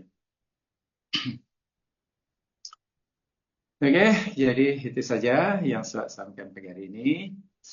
Maaf Ustaz. Maaf Ustaz. Kadang-kadang kalau kita tunggu sampai ada mudarat kepada masyarakat, itu bukan terlambat dah Ustaz, sebab kita punya anak-anak dah dipengaruhi, masyarakat pun dah. Okey, saya faham arah pertanyaan. Sebab itulah orang Islam sebagai individu tidak boleh bersikap menunggu. Mesti aktif. Janganlah tugas-tugas seperti ini hanya seakan orang tertentu, badan tertentu. Setiap orang Islam wajib mengamalkan Iqra' bismi rabbikal ladzi khalaq. Walaupun kemampuannya berbeza. Jadi dalam bab ini orang Islam tidak boleh istilahnya tunggu suapan orang. Kalau ada orang suap-suaplah. Kalau tidak. Kena usaha sendiri. InsyaAllah kalau kita tetap juga ingin memajukan diri kita masing-masing. Walaupun kemampuan kita mungkin tidak sama dengan para pakar, tak ada masalah. Sehingga kita dari awal-awal lagi seakan sudah ada jangkaan. Oh, nanti akan betul. Kita sendiri sudah ada panduan. Bukan betul kita blank sama sekali tunggu orang. Itu tak boleh. Sebab itu perintah Iqra' ini bukan kepada orang tertentu, kepada setiap manusia.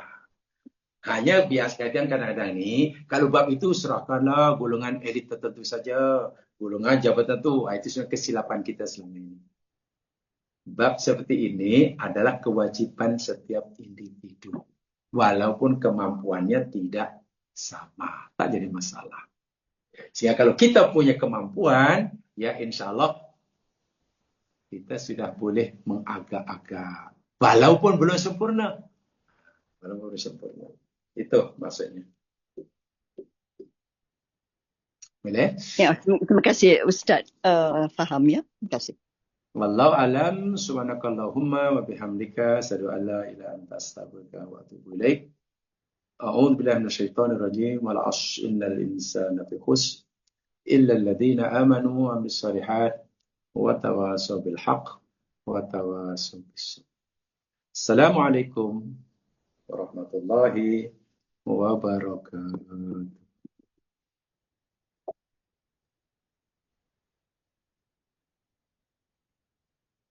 Terima kasih Ustaz. Waalaikumsalam Ustaz.